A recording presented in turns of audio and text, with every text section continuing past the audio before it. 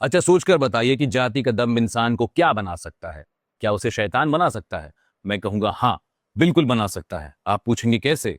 मैं बताऊंगा आपको सहारनपुर का ये केस। सहारनपुर के एक शिव मंदिर के पुजारी विजय शास्त्री पर 10 साल की फूल सी बच्ची से यौन शोषण की नियत से छेड़छाड़ का आरोप है। घटना के दौरान बच्ची चिल्लाई और शायद उसकी किस्मत अच्छी थी कि वो बच गई, वरना आजकल के हालात आप जानते ही क्या होता है। अब आप पूछेंगे कि इसमें जाति कहां से आई भाई? मैं कहूंगा पहले तो ये मनोरोग है जो इस देश में तेजी से बढ़ रहा है, पागलपन की हद तक पहुंच चुका है। जाति का दम तो इसके बाद आता है। हुआ यूं कि जब पुलिस आरोपी को गिरफ्तार करने पहुंची तो उसकी जाति के लोग पुलिस को रोकने लगे, परेशान करने लगे। बाद में थाने पर और एसएसपी ऑफिस के बाहर प्रोटेस्ट किया, अपने ईश्वर का नाम लिया, नारे लगाए और सामूहिक रूप से हनुमान चालीसा पढ़ी। जिस अपराध पर एक आदर्श समाज को सामूहिक रूप से शर्मिंदा होना चाहिए, पीड़िता के साथ खड़ा होना चाहिए, पुरजोर तरीके से खड़ा होना चाहिए, वहां एक पूरा समाज पूरी बेशर्मी के साथ आरोपी के पक्ष में खड़ा है। क्यों? क्योंकि वो उसकी जाति का था। वे कह रहे हैं कि मामला झूठा है, जमीन हड़पने की साजिश है, पंडित जी को फंसाया गया है। पर ध्यान रखिए, यहाँ पीड़िता एक 10 साल की बच्ची है जो देख रही है कि उसके देश में उसकी देह के साथ अपराध भी कितनी हल्की बात हो सकती है जब बात जाति की आ जाए। कल को ये बच्ची अपने गांव के मंदिर को, किसी पुजारी को और पूरे समाज को किस नजर से देखेगी, उसकी सोच की ये नींव जाति ने ही तो रख दी है। बस यही कहानी है।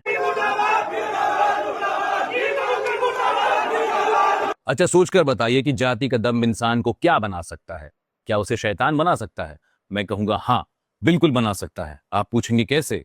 मैं बताऊंगा आपको सहारनपुर का ये केस। सहारनपुर के एक शिव मंदिर के पुजारी विजय शास्त्री पर 10 साल की फूल सी बच्ची से यौन शोषण की नियत से छेड़छाड़ का आरोप है। घटना के दौरान बच्ची चिल्लाई और शायद उसकी किस्मत अच्छी थी कि वो बच गई, वरना आजकल के हालात आप जानते ही क्या होता है। अब आप पूछेंगे कि इसमें जाति कहां से आई भाई? मैं कहूंगा पहले तो ये मनोरोग है जो इस देश में तेजी से बढ़ रहा है, पागलपन की हद तक पहुंच चुका है। जाति का दम तो इसके बाद आता है। हुआ यूं कि जब पुलिस आरोपी को गिरफ्तार करने पहुंची तो उसकी जाति के लोग पुलिस को रोकने लगे, परेशान करने लगे। बाद में थाने पर और एसएसपी ऑफिस के बाहर प्रोटेस्ट किया, अपने ईश्वर का नाम लिया, नारे लगाए और सामूहिक रूप से हनुमान चालीसा पढ़ी। जिस अपराध पर एक आदर्श समाज को सामूहिक रूप से शर्मिंदा होना चाहिए, पीड़िता के साथ खड़ा होना चाहिए, पुरजोर तरीके से खड़ा होना चाहिए, वहां एक पूरा समाज पूरी बेशर्मी के साथ आरोपी के पक्ष में खड़ा है। क्यों? क्योंकि वो उसकी जाति का था। वे कह रहे हैं कि मामला झूठा है, जमीन हड़पने की साजिश है, पंडित जी को फंसाया गया है। पर ध्यान रखिए, यहाँ पीड़िता एक 10 साल की बच्ची है जो देख रही है कि उसके देश में उसकी देह के साथ अपराध भी कितनी हल्की बात हो सकती है जब बात जाति की आ जाए। कल को ये बच्ची अपने गांव के मंदिर को, किसी पुजारी को और पूरे समाज को किस नजर से देखेगी, उसकी सोच की ये नींव जाति ने ही तो रख दी है। बस यही कहानी है।